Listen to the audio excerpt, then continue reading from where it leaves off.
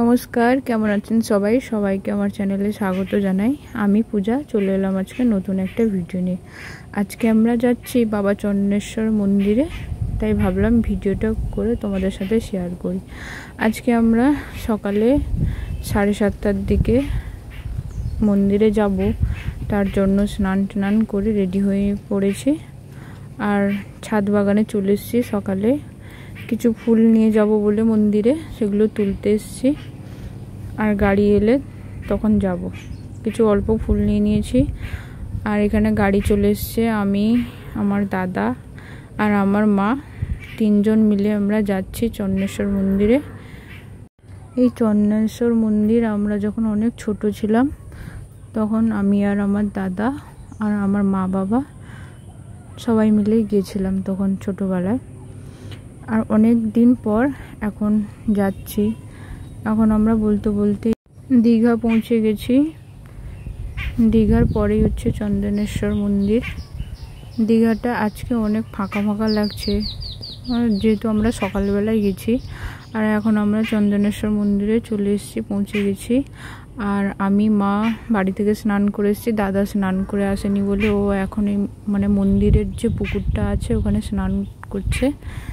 স্নান শেষ করার পর আমরা ডাব, ফল টল নিয়ে নিলাম, যা যা লাগে পুজো দেওয়ার জন্য এগুলো নিয়ে নিচ্ছে। এখন দেখো কত দোকানপাট বসছে। এটা হচ্ছে মন্দির, মহাদেব আর পার্বতী। এই মন্দিরে এখন আমরা চলে এসেছি। এখন আমরা পুজো দিব। প্রচুর ভিড়, আমরা যেহেতু সোমবারে গিয়েছিলাম, আর সোমবার মানেই তো বাবার বার, ওই জন্য এই সোমবারের দিন অনেক ভিড়। আমরা পুজো টুজো দিলাম আর মহাদেবের কাছে দুধ ঢাললাম। ওখানে ভিডিও করতে পারিনি, কারণ ওখানে পারমিশন ছিল না, ওই জন্য বাইরে এসে ভিডিওটাও করলাম। তারপর পুজো দেওয়ার পর আমরা এখানে ঘি বাতি আর ধূপ জ্বালালাম। এখানটায় অনেকেই জ্বালাচ্ছে প্রচুর পরিমাণে, আর সবাই প্রণাম করছে এরকম মন্দির চারিপাশে স্নান করে ভিজা কাপড়ের। আর এই মন্দিরের মধ্যে কত ষাঁড়, তার মধ্যে এই ষাঁড়টা ছিল অনেক বড়, অনেক বড় লম্বায়, আর দেখতেও অনেক ভয়ঙ্কর মতো দেখতে, কিন্তু শান্ত ছিল ষাঁড়টা।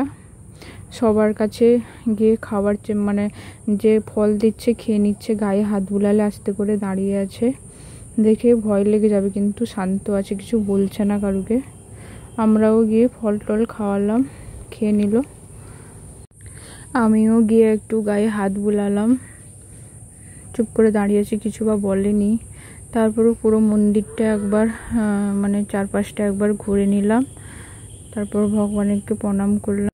আমি যেহেতু ছোটোবেলায় এসেছিলাম এই মন্দিরে, ওই জন্য আমার এখন কিছু মনেই পড়ছে না, ওই জন্য আর একবার চলে এলাম।